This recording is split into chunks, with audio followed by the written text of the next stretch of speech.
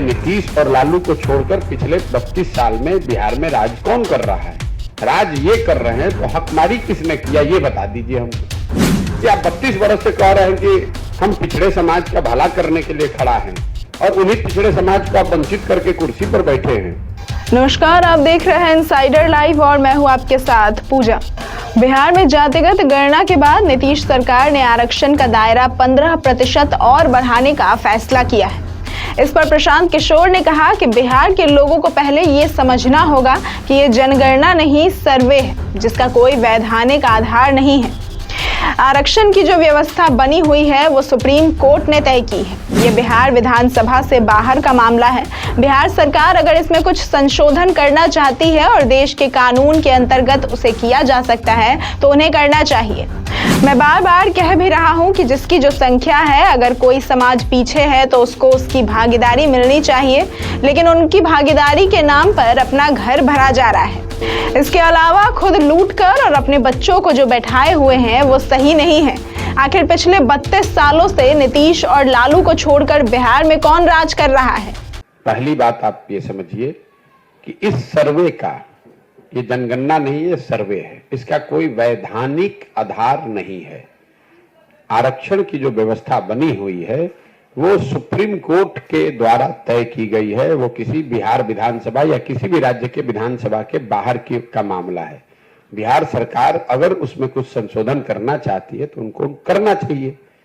अगर देश के कानून के अंतर्गत वो किया जा सकता है तो मैं बार बार कह रहा हूं कि जिसकी जो संख्या है, अगर कोई समाज पीछे है तो उसको उसकी भागीदारी मिलनी चाहिए।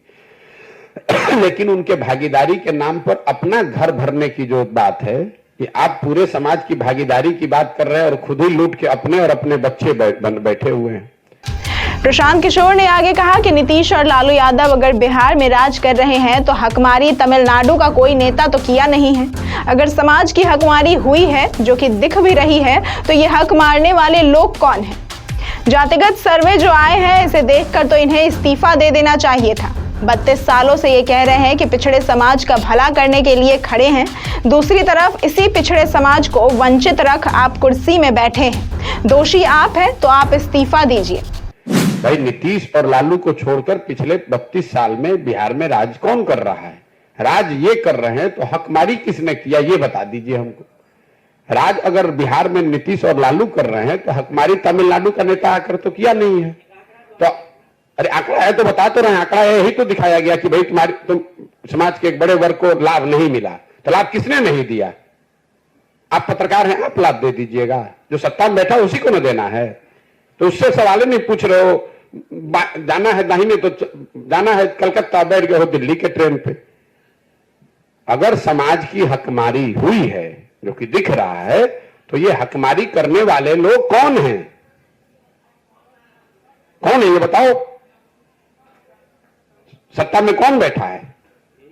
तो बैठे हैं तो उनसे पूछ क्यों नहीं रहे कि सर अगर आप तो 32 वर्ष, ये तो आंकड़े आए तो आपको इस्तीफा दे देना चाहिए था। कि आप 32 वर्ष से कह रहे हैं कि हम पिछड़े समाज का भला करने के लिए खड़ा हैं और उन्हीं पिछड़े समाज को आप वंचित करके कुर्सी पर बैठे हैं और 1-2 साल से नहीं 32 साल से बैठे हैं। तो दोष किस पर लगा रहे हो भाई? दोष किस पे लगा रहे हो? दोषी तुम हो, तुम इस्तीफा दो।